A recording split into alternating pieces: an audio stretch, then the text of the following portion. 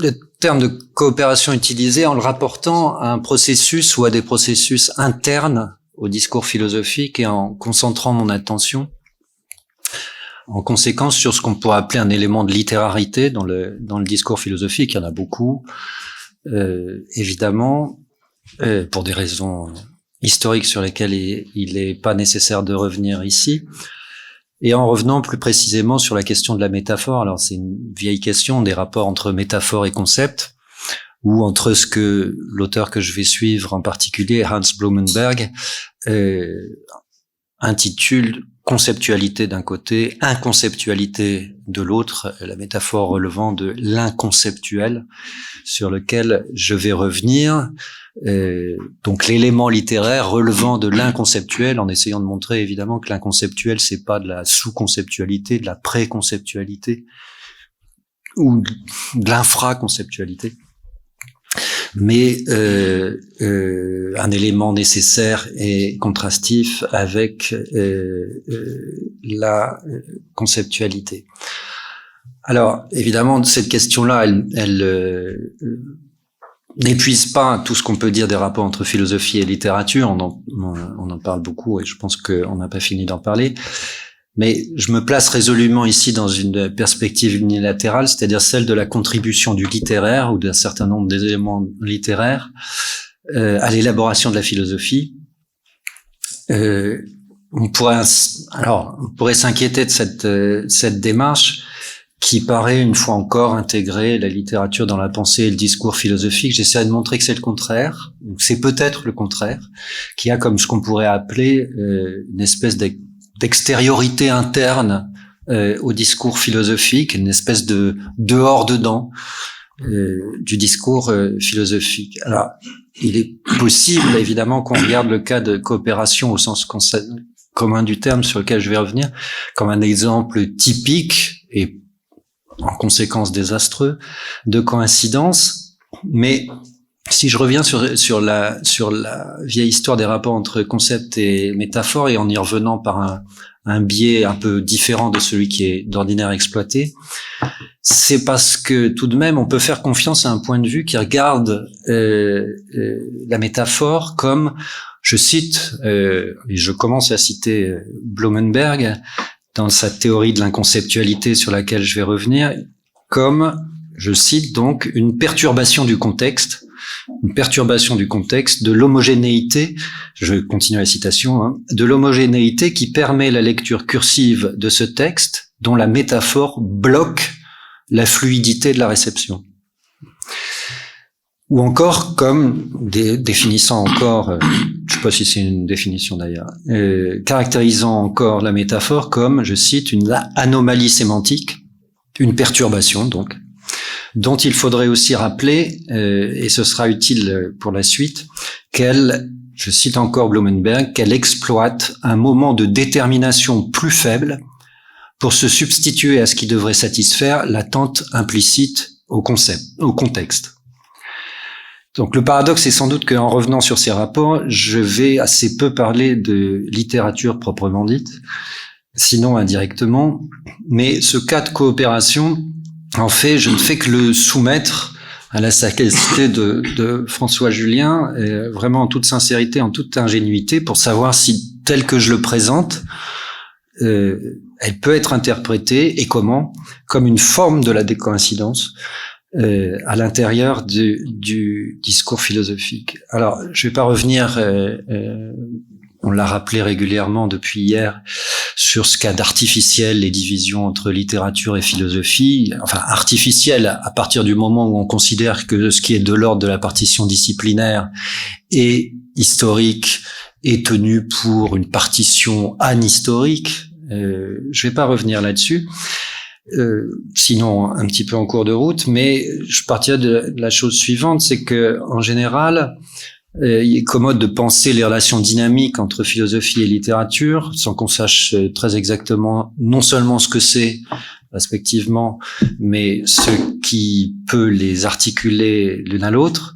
Du côté de la philosophie, donc, de penser ces relations dynamiques sous la question de l'usage. Bon, une catégorie aussi vague et bien sûr soupçonnable, a du moins le mérite d'établir un semblant de dynamisme dans ses rapports, au lieu du moins qu'on s'en tienne à une catégorisation statique et binaire pour tâcher laborieusement de penser des rapports par nature extrinsèques.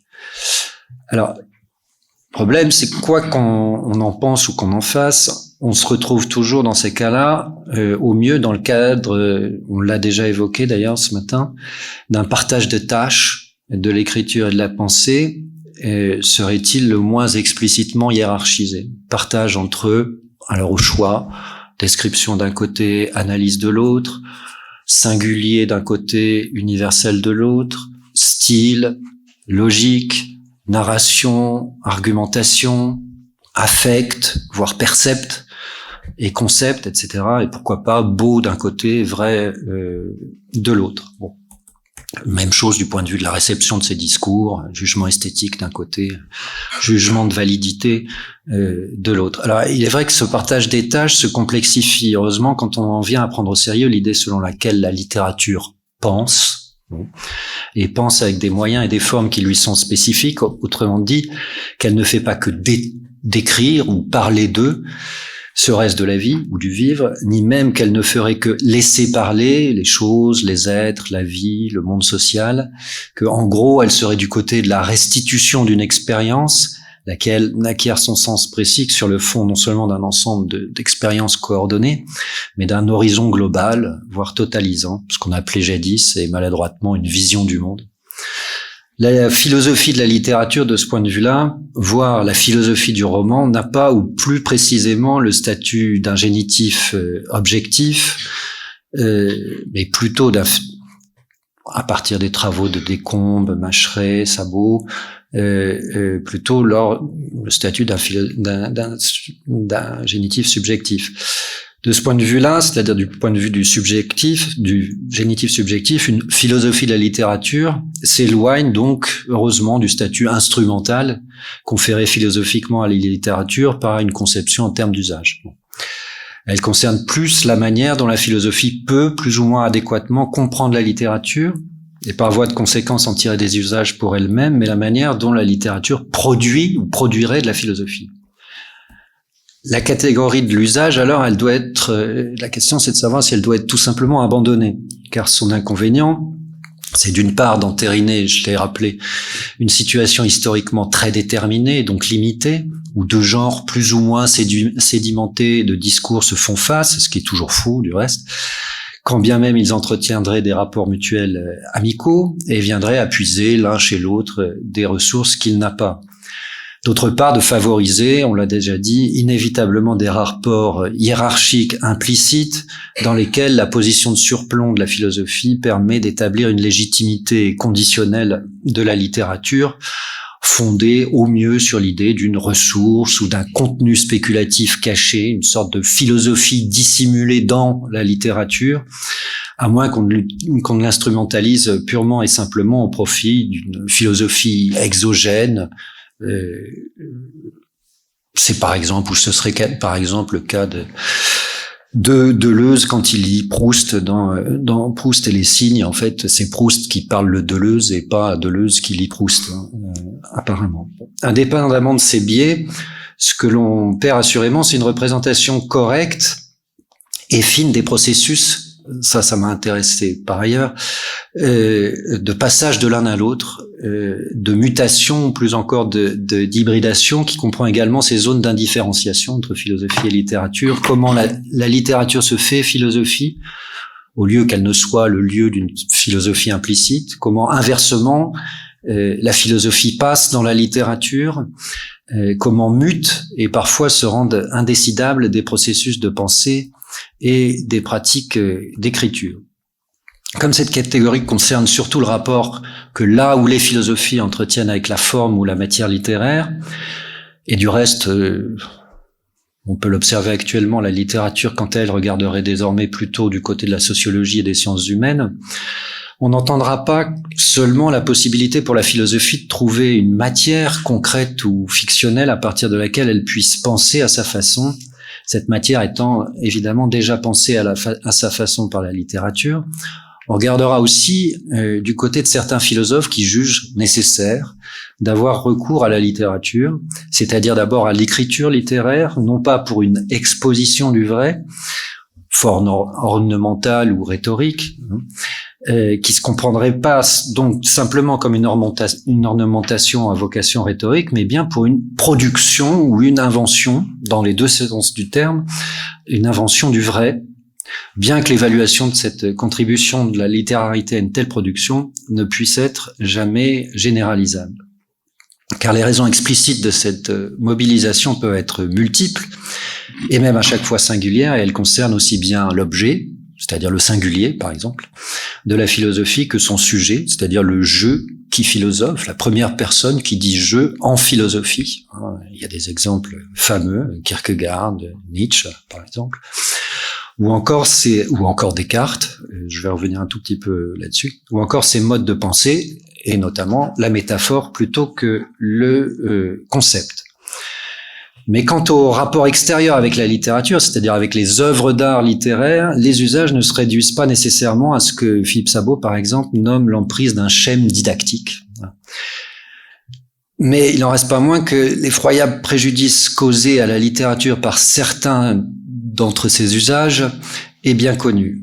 Il ne se limite pas simplement à la manière naïve d'en tirer des exemples ou des illustrations, pompeusement déguisées sous le terme de ressources de pensée, ni même à des prétentions tout aussi naïves, bien qu'en apparence plus élogieuses, à en tirer des vérités, sinon même à méditer, c'est encore pire me semble-t-il, sur la vérité de l'œuvre d'art littéraire comme éventuel salut de la philosophie ou d'un pensée au-delà de la philosophie. C'est du reste toujours la philosophie qui adoube, dans ces cas-là, qui détermine la valeur spéculative de la littérature et pense une vérité de la littérature que la littérature elle-même ne pourrait ou ne saurait pas elle-même se figurer. Ils affectent aussi toujours, par la même position de surplomb, des modes d'emprunt formels qui réduisent finalement la littérature à la rhétorique dans le mauvais sens du terme.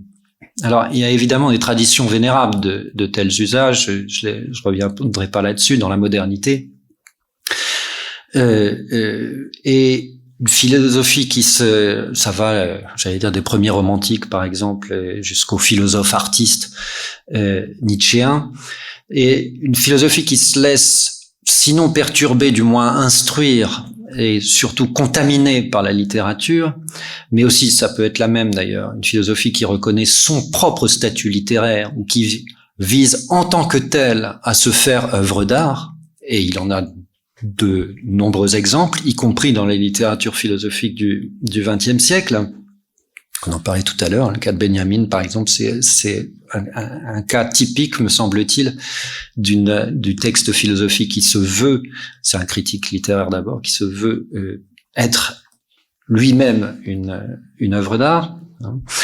Et donc cette philosophie qui se laisse instruire et contaminer peut être avertie des présupposés sur lesquels repose la manière dont les philosophes, en tant que philosophes, lisent la poésie ou le roman, et heureusement résister à ces gauchissements, résistance qui implique de reconnaître d'abord et tout simplement ce que la littérature peut et fait en matière de pensée. À ce type du reste, je vais pas insister là-dessus, mais on critique beaucoup cette espèce de partition généralisée depuis Platon entre mythos et logos, entre philosophie et littérature. Il y a des fois, on se demande si elle vaut pas mieux justement cette partition que des confusions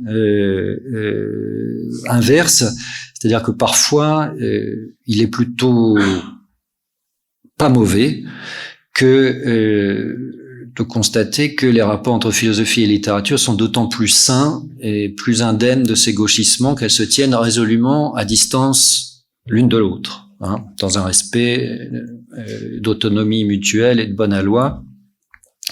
Il faut certes d'abord les faire décoïncider, justement, et puis après on peut s'inviter l'un chez l'autre, on peut surtout se rencontrer occasionnellement, mais chacun chez soi, justement.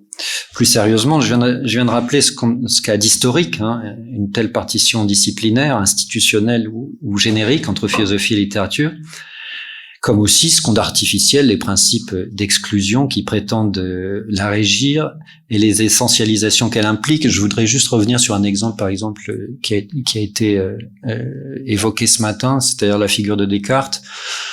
Je suis pas sûr justement que cet avènement du rationalisme cartésien se fasse selon ce principe d'exclusion de la littérature. Il n'est qu'à lire tout simplement le discours de la méthode, c'est un roman, et c'est tout simplement le développement de la pensée cartésienne, c'est bien connu, se fait dans un récit de soi qui est frappant, hein.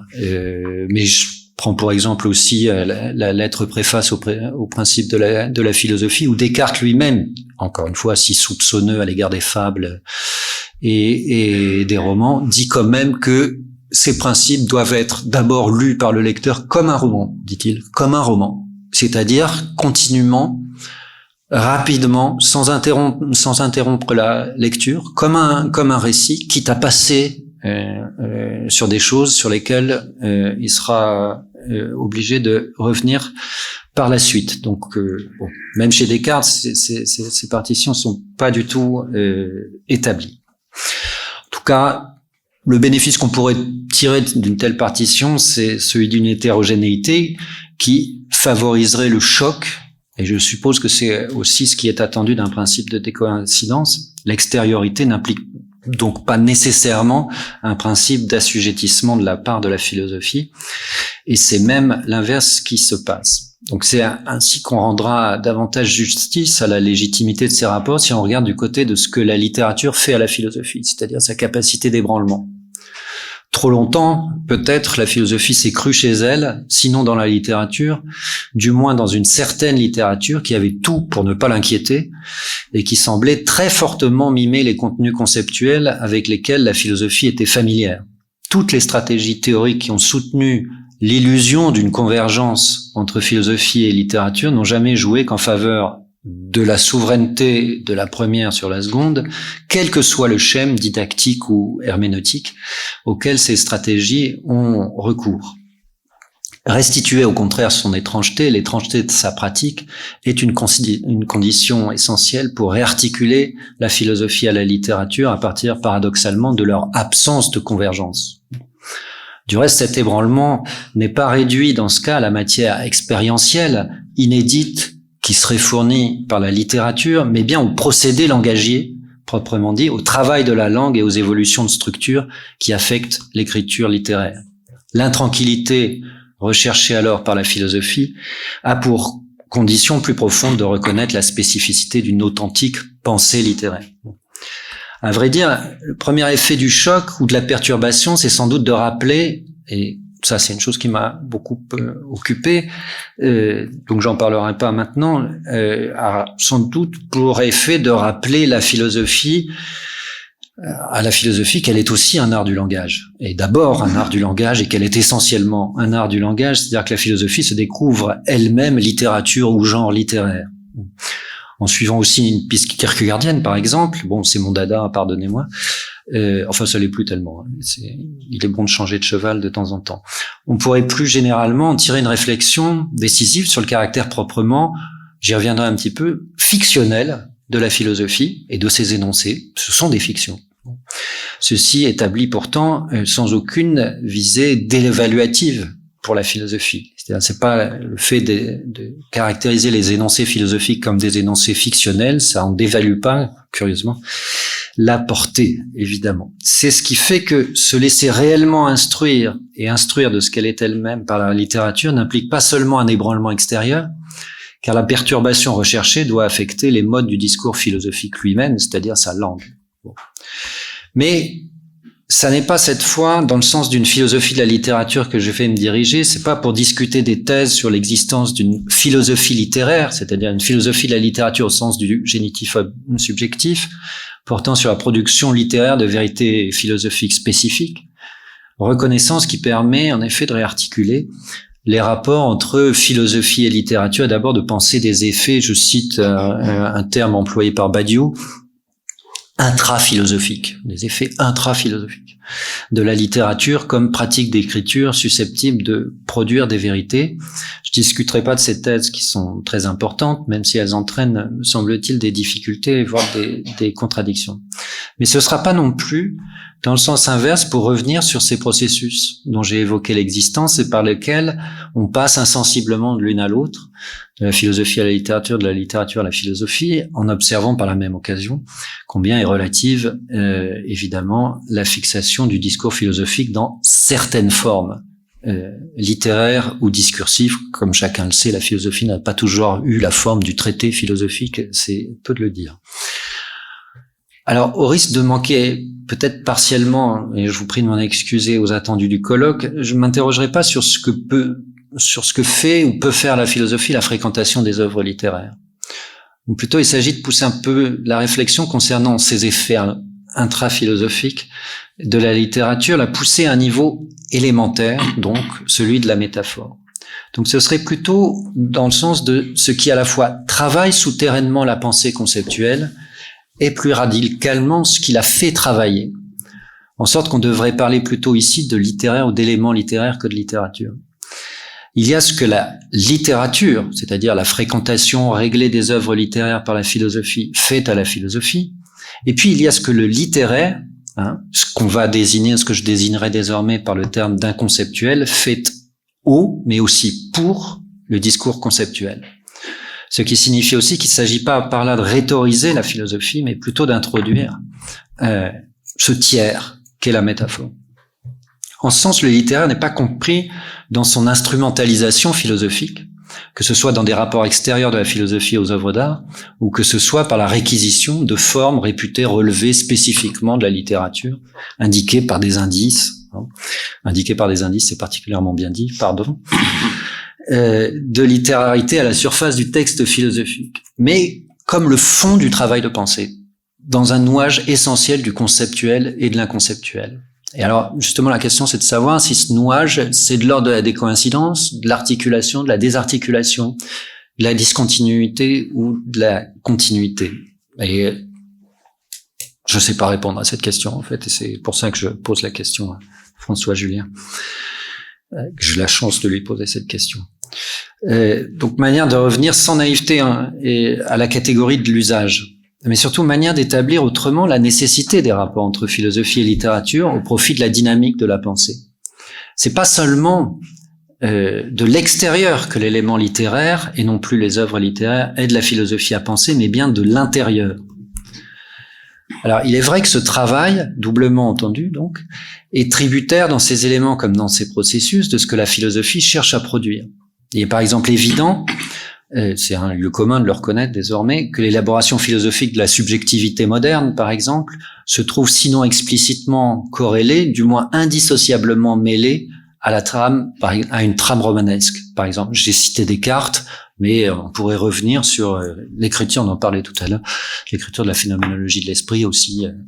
Bon, c'est devenu un lieu commun aussi de la regarder comme un Bildungsroman, par exemple. Bon, mais c'est pas simplement une commodité. Alors, sans reproduire les grandes lignes de l'esthétique hegelienne, il paraît satisfaisant de considérer que les développements de la philosophie ne sont pas indépendants, mais au contraire étroitement liés au développement des autres arts du langage, mythe, rhétorique, littérature. Plus généralement, c'est du point de vue de l'attention aux choses que non seulement se concentrent, après une période de réflexion sur les structures, les développements actuels d'une philosophie de la littérature, que ce soit dans le sens des rapports entre littérature et éthique, par exemple, dans le cadre des rapports entre philosophie et sciences sociales, ou dans le sens d'une possibilité d'accès philosophique, on en a parlé, au singulier.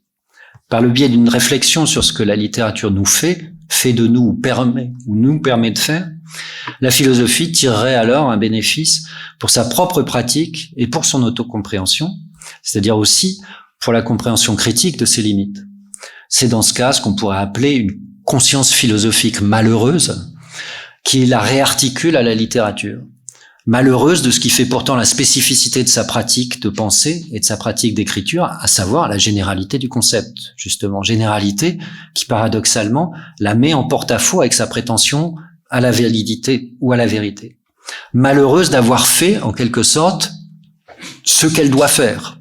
C'est-à-dire pour utiliser des termes qu'on va voir réapparaître chez Blumenberg, absenter la chose, hein, et la désigner en son absence, et le sujet avec elle. Le concept se comprenant à partir de la nécessité, pour vivre, je vais revenir là-dessus, hein, pour vivre, d'établir cette absence dont le concept est l'opérateur, une absence qui est d'une certaine manière vitale à se représenter. Bon, par anticipation.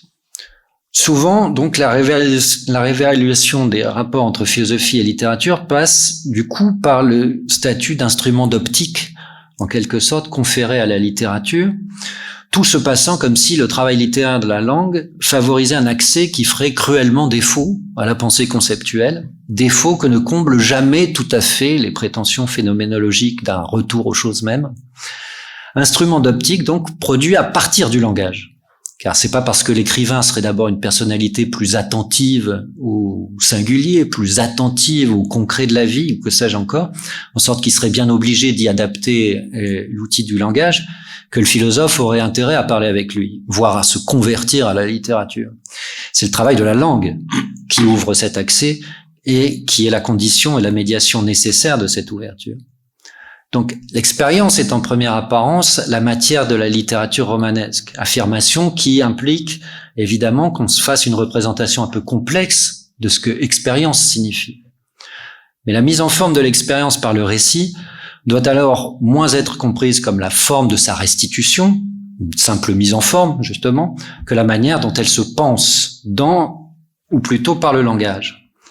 L'expérience ici est plutôt l'expérience du langage, bien sûr, puisque, pour le dire grossièrement, l'écrivain ne part pas des choses, justement, mais il part du langage. Bon. Mais plus précisément du tissage du langage aux choses. Il se trouve que ce tissage se donne à voir dans un certain langage, mais lequel ? En tout cas, tout se passe comme si, pour l'exprimer négativement, c'était précisément parce que ce travail de la langue se fait en direction de l'inconceptuel que la littérature exerçait pour la conscience philosophique malheureuse une irrésistible attraction.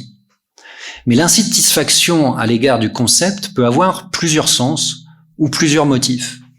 Or, mon hypothèse, elle porte plus précisément sur cette corrélation entre l'inconceptuel et le conceptuel, une corrélation qu'il s'agirait non pas d'observer dans les rapports extérieurs de la philosophie à la littérature, mais au contraire, à l'intérieur même de la philosophie. Observation qui rejoindrait ainsi l'idée plus générale que j'ai pu développer ailleurs, de la philosophie comme genre littéraire. Mais surtout, il devrait être possible de regarder une nécessaire intrication entre le conceptuel et l'inconceptuel, en deçà du partage artificiel donc entre philosophie et littérature, à l'intérieur du discours conceptuel lui-même, nécessité qu'on pourrait établir autrement qu'en termes factuels de généalogie, ou plutôt selon les termes d'une autre généalogie à caractère anthropologique sur laquelle je vais revenir maintenant à partir de Blumenberg.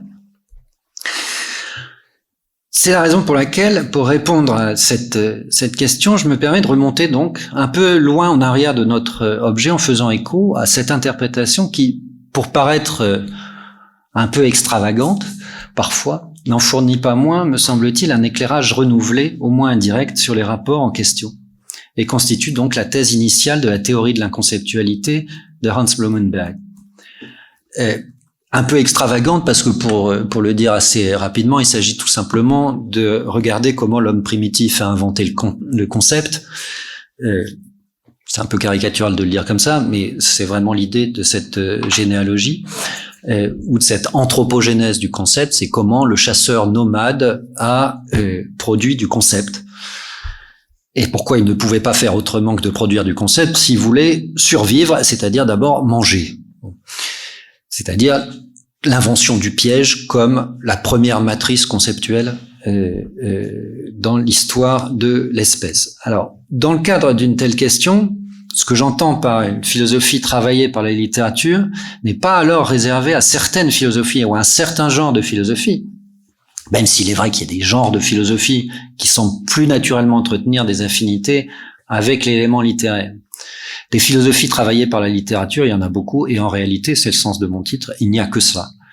Ce dont on s'aperçoit fort bien dès que, justement, on la confronte à la pratique littéraire. C'est comme si la philosophie s'apercevait brusquement de ce qu'il a travaillé, et d'abord comme si elle se souvenait qu'elle est elle-même une pratique d'écriture. La question serait plutôt de savoir comment et par quoi exactement elles sont travaillées. Ce travail peut être rapporté à la persistance de l'inconceptuel, dans et sous la pensée conceptuelle, en l'occurrence à la résistance de la métaphore. Résistance qui ne signifierait pas seulement l'obstination d'une forme de pensée imagée parasitant la puissance de développement du concept, ou qui résisterait à son emportement dans le concept, une espèce de refoulé, en quelque sorte, travaillant souterrainement la philosophie, mais une production rendue nécessaire, négativement mais aussi positivement, par le développement de la pensée conceptuelle, et dans le sens inverse, comme une condition nécessaire du jeu de la pensée conceptuelle. Si on attache l'idée de littérature dans la philosophie à cette persistance, on est loin de réduire la première au rôle de soutier fournissant un matériau concret à une pensée abstraite qui aurait besoin d'un peu de chair, pour le dire rapidement. Du reste, on se trouve aussi entraîné dans une direction exactement opposée, c'est cette direction opposée au singulier, justement, qui m'intéresse ici. Donc, une direction opposée à celle qu'on suit généralement pour restituer à la littérature son éminent statut aux yeux de la philosophie. Je veux parler de cette attention au singulier dont j'ai parlé tout à l'heure. Donc, c'est pas dans le sens d'un retour au singulier qu'on promeut ici l'articulation philosophie et littérature, mais dans celui exactement opposé d'une élévation de la pensée conceptuelle. Je veux pas dire par là que cette attention est finalement un leurre, hein, et qu'elle justifierait pas la ressource que la philosophie croit tirer de la littérature. C'est pas un kierkegaardien qui pourrait dire le contraire, ni d'ailleurs quelqu'un qui pratique aussi le roman. Mais il s'agirait plutôt de regarder dans l'autre sens, vers un au-delà du conceptuel, qui n'en nie pas pour autant la puissance, et réinscrit le conceptuel et l'inconceptuel dans une continuité qui ne va pas vers le singulier, mais au contraire vers le plus général. L'inconceptuel n'est pas sous le concept et ne travaille pas la philosophie que dans la mesure paradoxalement où il le dépasse. Le littéraire étant à la fois dans ce cas au plus proche et au plus loin du singulier. Et en outre, et corrélativement, l'inconceptuel, pour le dire de manière lapidaire, n'est pas, comme je le rappelais tout à l'heure, l'infraconceptuel. Plutôt le supra, en l'occurrence, bien qu'en un autre sens aussi, il faudrait le regarder comme l'intraconceptuel, le dehors à l'intérieur, si on peut dire. Donc, évidemment, alors je ne vais pas insister là-dessus, mais c'est j'allais dire un présupposé, même un préjugé, ma communication ici, je réduis le littéraire au métaphorique. Bon, c'est parfaitement douteux, c'est parfaitement soupçonnable, c'est parfaitement réducteur, justement, mais c'est simplement pour pointer un élément de ces rapports. Bon. Cette question des rapports entre concept et métaphore, elle a une vénérable tradition, hein, de Hegel à Ricoeur, bon, passant par Nietzsche, Bergson, Derrida. Bon. Et cette tradition, elle prend en compte la prétention de la philosophie à réduire le métaphorique. Bon. Que ce soit pour établir le caractère nécessaire de cette réduction, pour l'accès au concept, ou que ce soit inversement pour témoigner de l'heureuse résistance de la métaphore à cette réduction. Bon, alors, je ne vais pas reprendre toute l'histoire de cette question, qui a notamment connu un moment spectaculaire avec Derrida. Elle est connue. Et pour le moins, un peu en arrière de nous, comme la question des rapports entre philosophie et littérature a aujourd'hui d'autres coordonnées, on le voit depuis hier. Bon. Je rappellerai seulement qu'en se concentrant plus exclusivement sur la séquence Nietzsche-Derrida, hein, on s'inscrit dans une perspective généalogique. Bon. Plutôt dans le passage de la généalogie à la déconstruction, qui renvoie la métaphore à l'origine persistante du concept. Bon. Les concepts sont des métaphores mortes. Voilà, c'est ce qu'indiquerait une telle généalogie. On a commencé par de la métaphore, on a oublié que c'était des métaphores, ça vient de Nietzsche. On a oublié que c'était des métaphores et on prend des métaphores mortes pour des concepts. Bon. Alors, je passe sur tout ça parce que j'ai déjà trop parlé.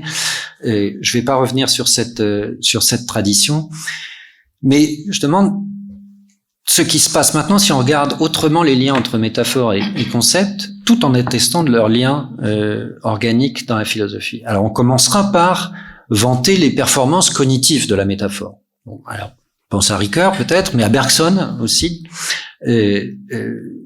qui peut constituer un point pivot. D'un côté, le concept ou les termes abstraits sont en réalité des métaphores, c'est ce qu'il dit, hein, spatiales ou spatialisantes, c'est ce qu'il dit dans La pensée et le mouvant. Et de l'autre, il faudrait regarder, je cite, qu'il y a des cas où c'est le langage imagé qui parle sciemment au propre, dit-il, dit Bergson dans La pensée et le mouvant. Hein. Et que, je le cite encore, dès que nous abordons le monde spirituel, pardon pour ce terme, dès que nous abordons, pardon pour Bergson, j'ai compris qu'il est un peu persona non grata, mais dès que nous abordons le monde spirituel, l'image, si elle ne cherche qu'à suggérer, peut nous en donner la vision directe. Bon. Alors, dans le genre coïncidence, on peut pas faire mieux. Mais c'est évidemment avec Ricoeur qu'il faudrait reprendre cette question, mais ce qui n'est pas éclairé, c'est finalement le rôle que peut bien jouer la métaphore dans la recherche et l'élaboration de la performance conceptuelle du langage. Et dans ce cas-là, c'est une autre généalogie qu'on a à faire, une généalogie qui n'est pas attachée à faire apparaître le concept comme métaphore morte, hein, mais qui cherche à retrouver le jeu nécessaire de la métaphore et du concept, de l'inconceptualité et du conceptuel, en revenant sur leur fonction anthropologiquement primitive. Et de ce point de vue-là, la métaphore n'est pas simplement un reste de l'histoire du concept, mais une dimension essentielle de cette histoire, à titre de condition de possibilité. Si du littéraire travaille la philosophie, c'est qu'il y a un jeu de la pensée, ou une pratique philosophique de pensée qu'il suscite nécessairement.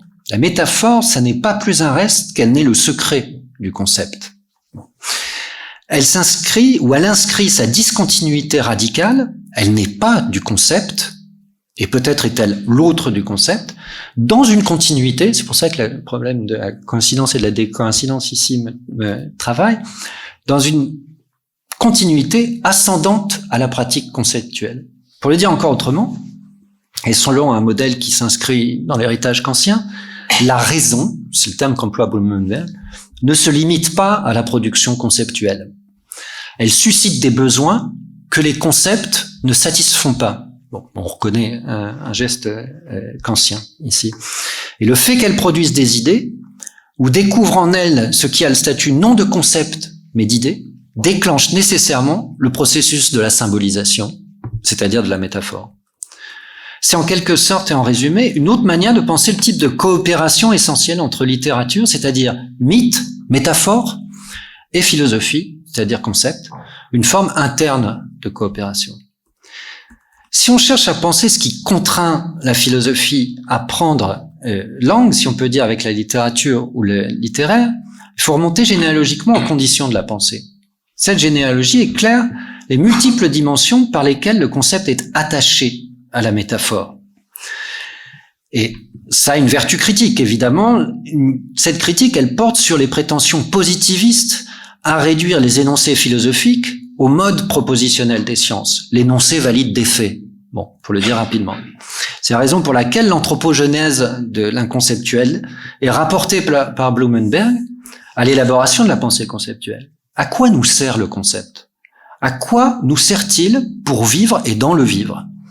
C'est la question qui guide cette anthropologie et qui permet de replacer la métaphore dans un itinéraire qui se regarde du point de vue de l'élaboration des cadres de l'expérience, en référence directe avec le monde de la vie, pour utiliser l'expression husserlienne qu'utilise Blumenberg, et à sa thématisation, laquelle ne peut pas se confondre justement avec une thématisation objectivante. C'est pas le savoir objectif ici qui est en cause. C'est aussi la raison pour laquelle la métaphorologie doit être une partie intégrante d'une histoire des concepts. Ce qu'il faut, c'est déterminer leurs fonctionnalités distinctes en les référant justement à des fonctions distinctes, des critères distincts comme ceux de précision et d'imprécision. Et d'une certaine manière, on va vers le plus en plus imprécis. Le concept a, dit Blumenberg, une imprécision nécessaire, circonscrite. Bon. La métaphore, elle a une imprécision totale ou illimitée. Bon, je vais revenir là-dessus. Mais aussi des critères comme ceux d'univocité ou de plurivocité, selon une perspective qui ne tient pas pour acquise cette interprétation positiviste d'un langage philosophique devant tendre à l'univocité du langage de la science et impliquant du coup qu'on rejette à sa périphérie puis dans une extériorité dont on ne veut plus rien entendre les modes non objectifs du langage. Si nous voulons savoir pourquoi nous avons besoin de métaphores ou d'images, et partant de littérature, pour penser philosophiquement, il faut repartir des nécessités vitales du concept. C'est ce que fait Blumenberg en rapportant l'émergence de la conceptualité à la situation vitale de l'homme des premiers temps, chasseur nomade, qui invente des pièges, donc, et qui en outre est terrifié. Voilà les conditions qui expliquent pourquoi il y a du concept, en fait. Il chasse, il se déplace et il a peur. Le concept, et a fortiori la métaphore, c'est une réponse à cette situation d'urgence. Bon, alors je vais pas rentrer dans les détails magnifiques de cette explication, de cette analyse, mais ici, ce que ça laisse apparaître, c'est non seulement des typologisations à partir des fonctions accordées à la métaphore, résidus métaphoriques, métaphore d'arrière-plan, métaphore absolue, mais une compréhension générale des rapports entre philo et littérature. Le fait que nous ne pouvons pas penser sans images doit ainsi éclairer le fait que la philosophie est toujours tributaire d'élaborations littéraires, d'images, qu'elle est loin de construire par elle-même, et qui se construisent dans la culture littéraire et dans les arts. Par cette dépendance à la métaphore, la philosophie, en réalité, est toujours déjà, sans le savoir, en contact nécessaire avec le champ littéraire, même si ça ne lui apparaît pas. Mais il doit aussi s'éclairer par cet autre fait qu'est la contribution décisive de la métaphore à la théorie, et c'est là-dessus, rassurez-vous, je terminerai. Bon, enfin, si j'y arrive. La sensibilité à ce travail de l'image permet de clarifier les limites du concept, c'est-à-dire à la fois les limites dans lesquelles son exercice est nécessairement enclos et qui tient à sa vocation spécifique, et les limites d'une univocité qui voudrait apparaître finalement comme un appauvrissement. Cet appauvrissement, il ne tient pas à l'abstraction ou à la généralisation nécessaire du concept, c'est-à-dire à l'éloignement de la singularité. Ou plutôt, le littéraire n'est pas là pour restituer le singulier, inévitablement perdu par la généralisation conceptuelle. Tout simplement parce que dans la situation dans laquelle on se place originelle, restituer le singulier, c'est la terreur, tout simplement. C'est la peur ou la terreur du réel, proprement dit. Et il s'agit de l'éloigner, justement, et de le maîtriser. Donc il ne s'agit pas de contraindre la philosophie à rebours, à une attention à la situation présente. Cet appauvrissement, c'est plutôt celui qui serait constitutif d'une double illusion.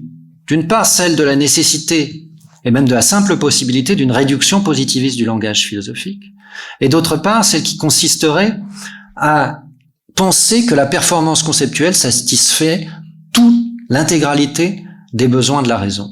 De ce dernier point de vue, il s'avère que la métaphore surgit nécessairement, et pas à titre de pis-aller, aux limites des prétentions du concept. Non pas lorsqu'il s'agit de le faire revenir de force au concret de l'expérience et à la manifestation du singulier, mais au contraire, lorsqu'il s'agit de penser ce qui ne peut plus faire l'objet d'une expérience possible. C'est ça qui va être l'objet ou le lieu de ce que Blumenberg appelle des métaphores absolues. L'illusion transcendantale, pour utiliser le vocabulaire kantien, se transforme en besoin symbolique. Nous avons besoin de penser ce qui ne peut pas faire l'objet d'une expérience possible, mais ce qui rend possible la structuration de toute expérience et de toute expérience pensable.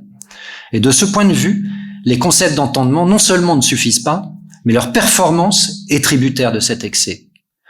Ce conditionnement métaphysique, du reste, ne se limite pas à la philosophie, mais englobe bel et bien toute science possible. On en a eu un exemple tout à l'heure à propos de Galilée.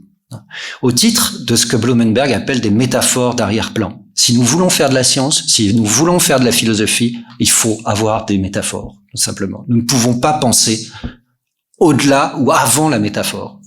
La métaphore est ce qui entraîne le jeu du concept, justement, et ce qui le permet. La métaphysique et l'ontologie fondamentale n'ont, de ce point de vue-là, jamais exclu la métaphore. Elles en sont nées et elles en relèvent. Elles en sont si peu exclues qu'elles en sont totalement tributaires. Quand un philosophe allemand prétend penser dans l'ontologie fondamentale l'être, de quoi parle-t-il ou à quoi finit-il par venir? L'être comme clairière. Si c'est pas une métaphore, ça, je sais pas ce que c'est. Donc, ça peut être ou regardé comme une métaphore. Alors la fin de la métaphysique, c'est bien beau, l'ontologie fondamentale, c'est formidable, n'empêche que sur à quoi on arrive, c'est effectivement de passer de la métaphysique à la métaphore. Ça c'est clair, tout simplement parce que la métaphysique dépend de la métaphore. C'est ce qui est conduit donc à la reconnaissance des métaphores absolues. En revenant en arrière, vers l'enracinement de la pensée et du langage dans le monde de la vie, on voit simultanément le mouvement de projection en avant et surtout au-delà, dont la métaphore est aussi à la fois l'effet et le véhicule. Alors on n'assigne aucune vocation révélante, pour parler comme Ricoeur, à la métaphore, mais on lui donne une fonction nécessaire pour penser abstraitement. Si la philosophie dépend d'un besoin de théorie que le concept ne peut pas satisfaire et qu'il dépasse, il faut le comprendre pratiquement et anthropologiquement à partir de cette capacité humaine non seulement à transcender l'expérience présente par l'anticipation généralisante du concept, c'est l'ouverture d'une zone de possible circonscrite dans les limites de la détermination du concept, mais de transcender même cette transcendance. Il nous faut des images. Si l'élaboration conceptuelle est celle d'une perception à distance, ou par la distance, comme dit Blumenberg, qui correspond à la substitution du voir sur le toucher, il y a un état où ce voir s'émancipe de toute situation, c'est-à-dire de toute détermination du concept, ou plutôt de toute indétermination relative du concept. C'est ça qui correspond à deux positions. Je terminerai par là parce que ça me paraît vraiment très... Enfin bon, on se donne les plaisirs qu'on peut, mais moi ça me paraît quand même assez cocasse. Ça correspond à deux positions successives, au sens littéral du terme, et trivial, de l'animal humain, pour Blumenberg. Ou plus précisément, ça correspond à un geste qui se décompose en deux étapes, relever la tête. Relever la tête. Le bipède humain, c'est celui qui quitte le sol. Bon, c'est tout bête. Il fallait être philosophe pour le découvrir. Mais ça signifie que quand il relève une première fois la tête de la terre, le bipède humain regarde l'horizon, mais il est à la surface de la terre. Ça, c'est le concept. Ça, c'est le développement du concept. Ce premier regard de surface qui dépasse l'expérience présente, qui ouvre un horizon possible, qui s'appelle proprement l'indétermination du concept, enfin, indétermination relative. C'est-à-dire ce qui lui permet d'anticiper sur la chose qui n'est pas là. C'est comme ça qu'on tend des pièges. Dans le piège, dit Blumenberg, la chose n'est pas là, on l'attend, et le sujet n'est pas là. On tend un piège. Le concept, c'est ça, en fait. C'est à partir de cette position-là. Mais il se trouve que dans l'espèce humaine, apparemment, ce serait sa spécificité, il y a un deuxième mouvement où on continue à relever la tête et on la relève trop, d'une certaine manière. À ce regard horizontal, vers le lointain, à la surface horizontale de la Terre, un regard vers le haut, c'est-à-dire vers le ciel, se substitue à ce regard horizontal. Et ça, c'est la théorie au sens littéral du terme. C'est-à-dire, ce qui produit la métaphore, c'est la volonté de contempler le ciel. C'est la volonté de regarder les étoiles. Pour Blumenberg, c'est explicite. La littérature, c'est ça. Ou plus précisément, l'élément littéraire de la métaphore est lié au fait qu'à un moment donné, on oublie de chasser. Tout simplement pour regarder les étoiles. Voilà. Au lieu de se préoccuper de sa survie immédiate. C'est pas du tout une vision idéalisante, ça signifie tout simplement que c'est comme ça qu'on produit de la théorie. Et Blumenberg réfléchit beaucoup et à de nombreuses reprises sur le caractère absolument déterminant de l'invention de l'astronomie dans cette histoire-là, mais où il revient aussi, il y a un livre dont je vous conseille vivement la lecture parce qu'il est absolument magnifique, qui s'appelle Le rire de la servante Thrace, et qui revient sur la célèbre anecdote de Thalès, comme vous le savez, qui, contemplant les étoiles, est tombé dans un puits à l'exclamation d'une servante qui passait par là, figure tellement emblématique, représentative du philosophe, la tête perdue dans les étoiles, et pouf, il voit pas ce qu'il a sous les pieds, justement. Bon. Alors, comme vous le savez, cette anecdote a été reprise à de très très très nombreuses reprises dans l'histoire de la culture. C'est ce que suit Blumenberg, et d'ailleurs avec des valences parfaitement différentes. Il suffit de rappeler que, en fait, quand Thalès regardait les étoiles, ce qu'il a pu en conclure, c'est l'apparition prochaine d'une éclipse. Et en calculant et en anticipant cet événement, il a réalisé, je vous passe les détails, une opération financière absolument formidable. Donc le philosophe avec la tête perdue dans les étoiles, il s'est enrichi considérablement en regardant justement dans la pure théorie, dans le pur désintéressement, les étoiles. Bon, je termine là-dessus. Le passage métaphorique à la théorie comme achèvement et le degré extrême de cette mise à distance, dont les effets pragmatiques recherchés sont aisés à identifier, ça ne peut être que, pour Blumenberg, éloigner la peur. Et, je cite Blumenberg, résister à l'absolutisme de la réalité. C'est précisément comme ça qu'on invente le mythe. Bon, pour Blumenberg. C'est justement pour mettre à distance et pour tuer les dieux. Il est remarquable que dans cet effort, dont le mythe donc est pour Blumenberg le premier des instruments, les développements de la philosophie et de la littérature soient justement conjoints, nécessairement entrelacés. Ce qui du reste interdit toute vision simpliste du passage du mythos au logos. Il s'agit bel et bien, à ce titre, d'une coopération. Ici, la métaphore devient un cas de la fiction, mais circulairement, la fiction n'est rien d'autre que le développement de cette nécessaire production métaphorique. L'espèce, pour revenir à ces termes anthropologiques un peu naïfs et datés, il faut bien le dire, l'espèce a autant besoin de littérature, de besoin vital, de littérature que de philosophie, de métaphore, que de concepts. Sinon, tout simplement, elle périt. Et d'abord, elle périt de terreur. Ce qui ne fait pas la littérature, pas plus de la littérature que de la philosophie, un divertissement dans tous les sens du terme. La distance fictionnelle à la réalité y reconduit, au contraire, ne serait-ce qu'au profit d'une heuristique de la peur, par exemple. Voilà. Je vous remercie de votre attention.